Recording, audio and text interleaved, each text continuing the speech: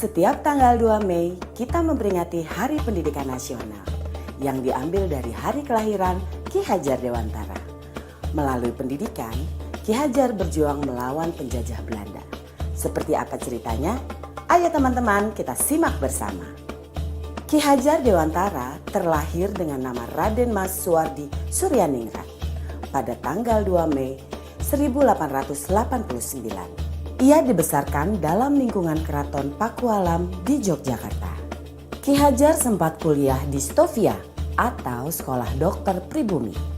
Kemudian ia bekerja sebagai wartawan di koran seperti Utusan Hindia dan Kaum Muda.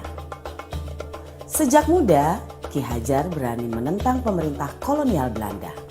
Bersama Daus Dekker dan Cipto Mangunkusumo, ia mendirikan Indies Partij pada tahun 1912 yang bertujuan mencapai Indonesia merdeka. Akibat kritiknya pada pemerintah Belanda, dalam tulisan Seandainya Aku Seorang Belanda, Ki Hajar diasingkan ke Pulau Bangka.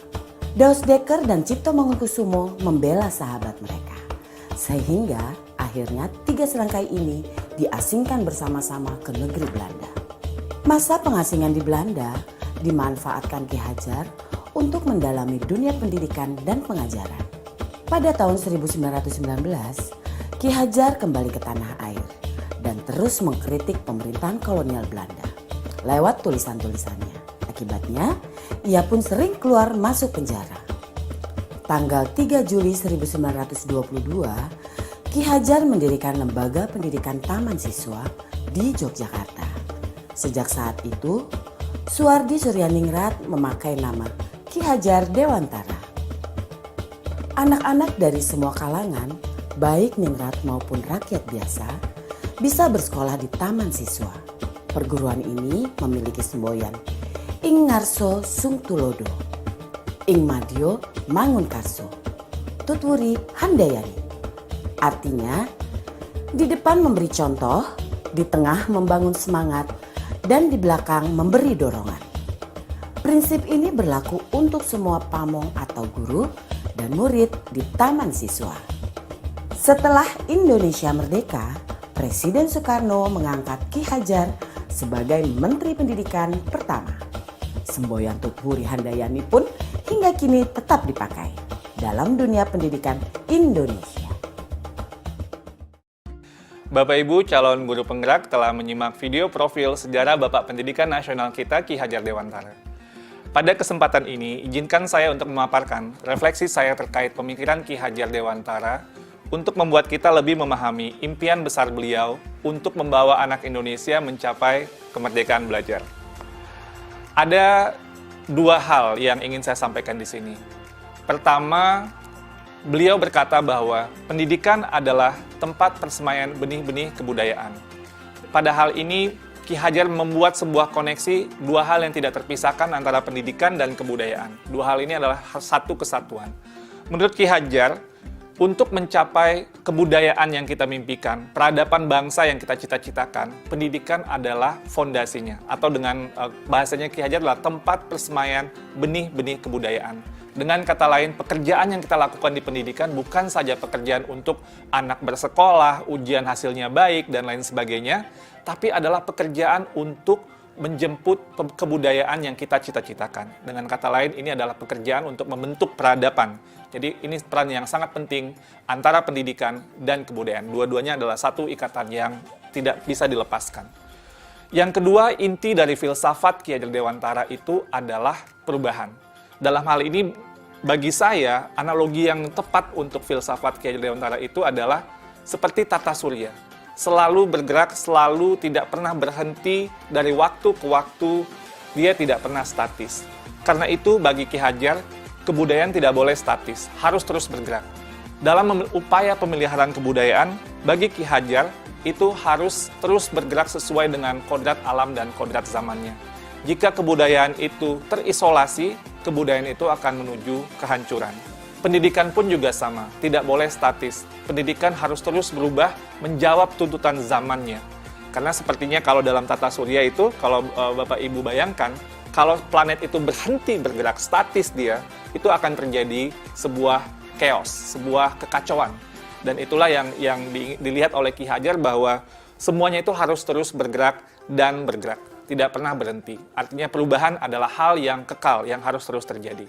Selanjutnya, planet-planet itu pun dalam tata surya tidak ada yang sama. Di sini terlihat keberagaman. Ada planet Merkurius, ada planet Venus, ada Bumi, ada Mars, dan seterusnya. Dalam melihat planet-planet ini, inilah yang kita juga lihat dalam kebudayaan dan pendidikan. Dalam kebudayaan menurut Ki Hajar tidak ada yang sama. Ada kebudayaan yang mungkin seperti Mars, ada seperti Bumi gitu ya, tapi tidak bisa disamakan. Ketika kita melakukan pertukaran kebudayaan, itu bukan untuk menyamakan semuanya, tapi untuk menguatkan identitas dari masing-masing kebudayaan. Dan kebudayaan itu terus berputar dan terus berputar kepada sumbu yang sama. Dan dalam filosofi Ki Hajar, sumbunya ini atau di mana semua planet itu bersumbu itu adalah nilai-nilai kemanusiaan. Dan ini yang menjadi hal yang esensi dari semua kebudayaan, dimanapun kebudayaan itu berada. Baik itu kebudayaan di Indonesia yang beragam maupun kebudayaan dunia yang juga sangat beragam. Esensinya menurut Ki Hajar adalah nilai-nilai kemanusiaan. Pendidikan pun juga sama. Anak tidak pernah ada yang sama. Dua anak kembar itu tidak pernah sama persis, bahkan kembar siam sekalipun. Fitrah dari penciptaan dari Yang Maha Kuasa itu adalah keberagaman. Menurut Ki Hajar, biarkanlah anak-anak itu memiliki keunikannya sendiri-sendiri. Ibarat planet-planet tadi, mereka bergerak dengan kecepatannya sendiri-sendiri. Kalau Bapak Ibu lihat di tata surya, Merkurius itu berputar sangat cepat, sementara mungkin planet Jupiter itu agak lambat berputarnya. Dan ini mereka juga berputar dengan kecepatannya sendiri-sendiri sesuai dengan orbitnya masing-masing. Masing-masing punya cerita di dalam planet yang berbeda-beda. Jadi tidak bisa dipaksakan Bumi itu harus menjadi seperti Saturnus atau Neptunus itu menjadi Merkurius. Semua ada orbitnya masing-masing, semua bergerak pada sumbu yang sudah diatur dan menghamba pada nilai yang sama, yaitu nilai-nilai kemanusiaan. Nah, lalu apa yang kemudian menjadi relevansi pemikiran-pemikiran Ki Hajar Dewantara terhadap transformasi pendidikan yang sedang kita lakukan sekarang? Filosofi Ki Hajar adalah filosofi tentang perubahan, dan dalam hal ini ada 3 kerangka perubahan Ki Hajar Dewantara. Yang pertama adalah kodrat keadaan. Dalam melakukan perubahan, kita harus melihat kodrat keadaan yang terbagi 2. Pertama, kodrat alam, yang kedua, kodrat zaman. Kodrat alam itu adalah terkait dengan alam tempat di mana masyarakat itu berada. Seperti yang digambarkan oleh Ki Hajar, kalau alamnya daerah pertanian itu berbeda dengan daerah pegunungan atau daerah pantai. Yang 2 musim itu berbeda dengan 4 musim dan seterusnya. Ki Hajar bercerita bahwa kalau orang Belanda melihat orang Indonesia itu boros, karena orang Indonesia alamnya sangat ramah sekali. Jadi tidak pernah mungkin berpikir untuk masa depan yang terlalu jauh, karena alamnya selalu menyediakannya. Sedangkan orang Indonesia melihat Belanda itu pelit. Tapi ini Belanda dibentuk oleh alamnya juga, karena dia harus hidup 4 musim, dia harus berhemat, karena nanti ketika datang musim dingin, tidak bisa lagi tumbuh atau pertanian tidak bisa bergerak. Jadi ini kodrat alam yang membentuk sebuah kebudayaan, kebiasaan sebuah masyarakat. Nah, lalu juga ada kodrat zaman, bagian kedua dari kodrat keadaan. Kodrat zaman ini berarti bahwa walaupun alamnya sama, seperti daerah Bandung atau daerah Semarang dan lain sebagainya, itu tidak pernah sama dari waktu ke waktu. Jakarta tahun 1950 berbeda dengan Jakarta tahun 2020 dan akan berbeda dengan Jakarta 2050 dan seterusnya. Masing-masing zaman itu memiliki tantangannya sendiri-sendiri. Pada saat ini tantangan kita adalah bagaimana menjawab revolusi industri 4.0 dan sebagainya. Percepatan revolusi teknologi ini sangat luar biasa dan ini merupakan tantangan yang pada zaman ini sedang kita hadapi. Lalu yang kedua adalah prinsip melakukan perubahan. Kalau tadi kodrat keadaan, yang kedua ini prinsip melakukan perubahan. Di sini ada yang namanya azas trikon, kontinuitas, konvergensi, dan konsentris. Dalam melakukan perubahan menurut Ki Hajar, kita harus melakukan sebuah dialog kritis dengan sejarah kita. Kita harus menjaga nilai utama dari masyarakat kita.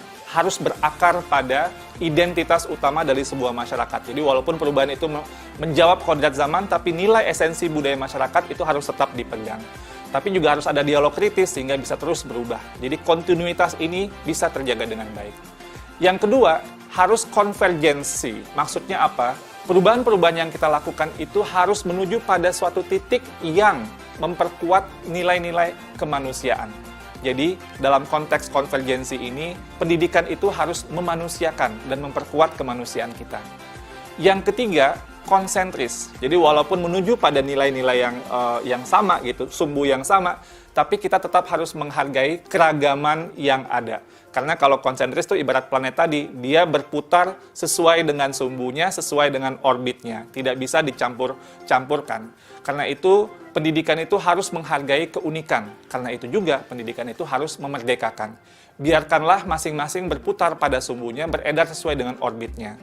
Menurut kata Ki Hajar, pendidik itu ibarat petani.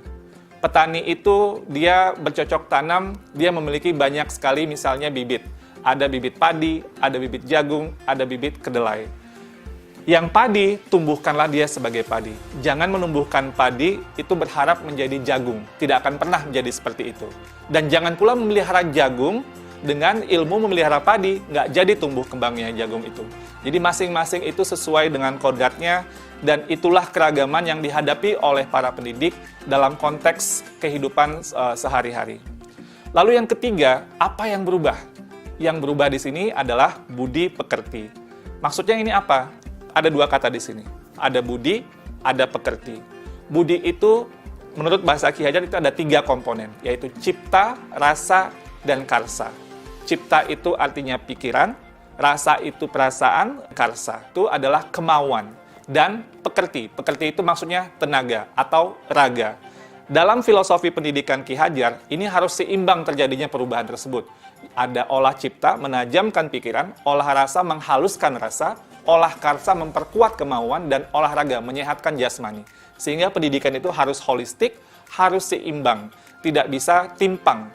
Kalau pendidikan ini bisa kita lakukan dengan seimbang, menurut Ki Hajar, ini akan terjadi kesempurnaan budi pekerti yang membawa kita pada kebijaksanaan. Dengan kata lain, jika kita melakukan pendidikan yang seimbang, tumbuh kembang anak secara holistik, ini akan menghadirkan banyak insan-insan yang penuh kebijaksanaan. Sebaliknya, jika kita melakukan pendidikan dengan timpang, maka kita akan menciptakan masyarakat yang langka, bahkan mungkin hampa dengan kebijaksanaan. Pada akhirnya, semua disiplin ilmu harus menuju kepada kebijaksanaan. Dan relevansi yang kedua dari apa yang kita pelajari dari filosofi Ki Hajar Dewantara adalah keharusan untuk memandang anak dengan rasa hormat, berorientasi kepada anak. Jadi, apa tujuan pendidikan kita? Itu adalah murid, murid, murid. Jadi, menurut Ki Hajar, semua yang kita lakukan di bidang pendidikan dan para pendidik itu harus berorientasi penuh kepada murid. Dengan bahasa Ki Hajar, salah satu azas dari Taman Siswa, bebas dari segala ikatan, dengan suci hati mendekati sang anak, tidak untuk meminta suatu hak, namun untuk berhamba pada sang anak. Kata-kata berhamba pada sang anak adalah sebuah analogi, tapi memiliki kedalaman nilai yang luar biasa. Bahwa Ki Hajar, seorang yang sangat ditokohkan, melihat bahwa berorientasi kepada anak ini adalah hal yang paling utama, paling esensial bagi kita para pendidik. Semoga refleksi singkat ini bisa menjadi sebuah inspirasi bagi Bapak Ibu semua, calon-calon guru penggerak yang saya banggakan. Terima kasih Bapak Ibu penggerak, salam bahagia.